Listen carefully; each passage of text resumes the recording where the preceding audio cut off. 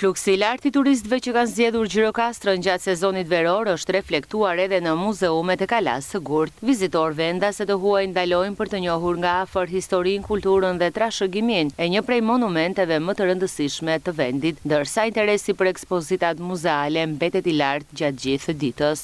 Gjatë kësaj periudhe shohim që ka një rritje të numrit të vizitorëve nga gjithë bota, por gjithashtu edhe shqiptarë të diasporës, shqiptarë të Kosovës edhe shqiptarë të Shqipërisë.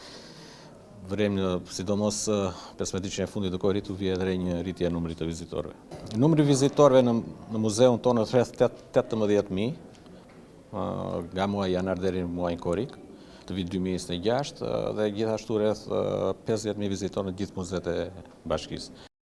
Krahas turistëve të huaj, këtë verë vihet të re edhe një numër në rritje vizitorësh nga Kosova, Maqedonia e Veriut dhe diaspora shqiptare.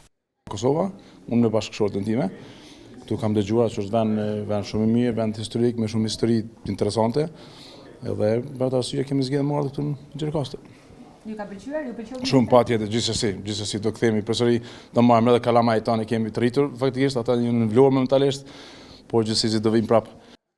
Kalaja e Gjirokastrës vijon të mbetet destinacioni më i vizituar në jug të vendit, ndërsa muzeumet e saj po kthehen gjithnjë më tepër në një pikë të rëndësishme për promovimin e historisë dhe trashëgimisë kulturore shqiptare.